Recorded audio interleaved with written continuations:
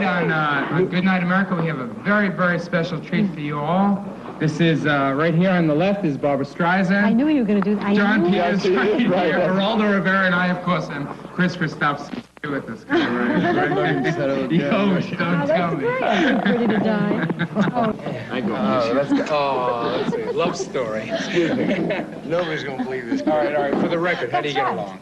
Right into the meat of it. How do you get along? Maybe we should have a fight or something. No. You all done that already. I know, one fight is right in the public in front of everybody. Jeez. We have been together several times. We've done a couple of TV things. In Santa Barbara, in California, you did a benefit concert for Cesar Chavez and the United Farm Workers. I went with you from near your house in Malibu up to the concert.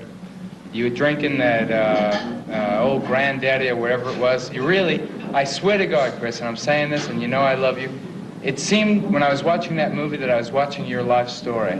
Well, I'll tell you what, after I saw your AM show with Cesar, it was so embarrassing watching myself that drunk with a guy that I respected enough to be doing a benefit for him. I mean, I didn't even walk off the stage with Cesar, if you noticed. And I had to watch it twice in 2 days in a row, sober. Me about it, I remember. And then right after that, that was at the end of our tour, which came right at the end of the movie, which is just, when we did the tour, I just kept playing the same role, more or less, of the guy that I was playing. But, what about now? I feel great.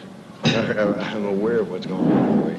What's changed in your life? Let me ask you that. I quit drinking. I quit smoking about a year ago, but the movie had kind of a cathartic effect. I got to see a screen of the thing right after your thing. I was so afraid you wouldn't like it, too. I loved it. When I showed it to you. It was amazing, because I didn't remember half of it for over. He was our biggest critic all the way through from the beginning about the truth, the reality of the movie, real important. The music business and all that. But the thing is, it really moved me, and that's what a movie's supposed to be. You know, if it can move your emotions to making you cry, or you know, with pleasure,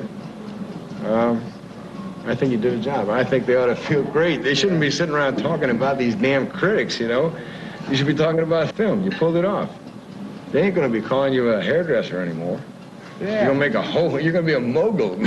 Yeah. I kept telling them I was going to walk from before the movie, during it, and he told me to walk a couple times, and by the end of it, though, all the territories that we were all fighting for, I think, got covered, you know. I'm so proud of the damn thing that just being a part of it, you know. I feel like I got swatted in the tail with luck. How do you separate the real life from the film, though? Like when he's holding her or something like that.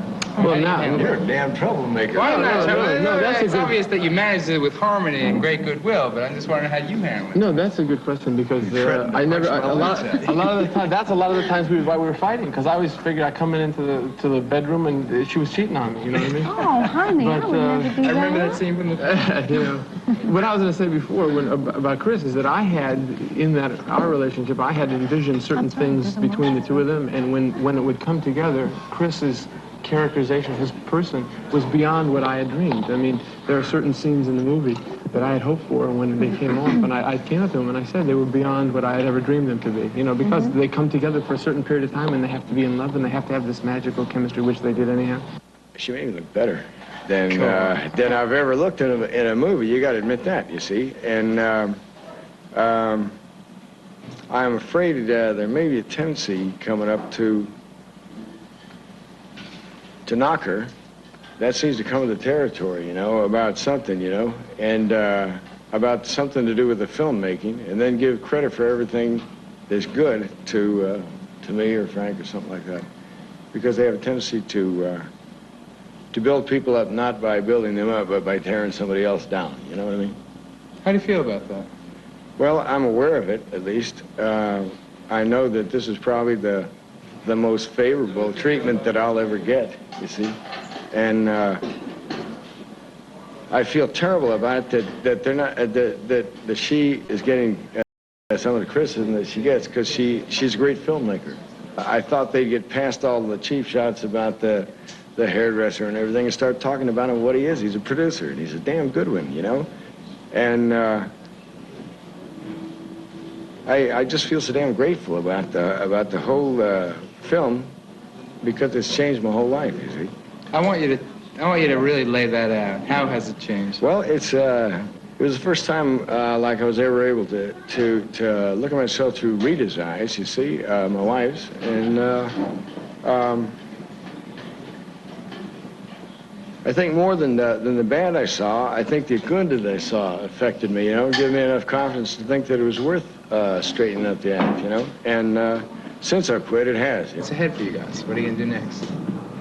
Chris? I can't wait to get back to the live performance. I feel like I got about 3 years of hostile behavior on stage to erase, you know. Really looking forward to it. For the first time, I haven't felt this good in 20 years. Okay. Well, you go first, because yours is definite. Well, I'm going to do a film that I've been working on while I was working on Stars Born, which is a film for Columbia called Eyes. And it's about a New York fashion photographer, a woman fashion photographer. So that's just strictly as producer? Yeah, strictly as producer, and yeah, it's without Barbra. Except she'll be looking over my shoulder telling me what to do for the whole thing. So. It works both ways. Right, that's right. That's cool. What about you, Bob? You can't get too far apart. No. I tell you, I look forward to working with a really fine director, you know, like somebody really terrific, Bergman? like, yeah, Fellini? Bergman, Bertolucci. I mean, just sort of acting, you know. That would be a joy. What about directing? Yeah, or maybe doing a film right from the beginning, you know. I Completely. can't understand how you could possibly do more than you did in this film, though. But actually, I like to do lots of things at the same Yeah, I time. noticed. I can't just, it's hard for me to just do one thing, you know. Even if I just act, I have to go in my room and study Italian, do some needlepoint. That's about it. Yeah.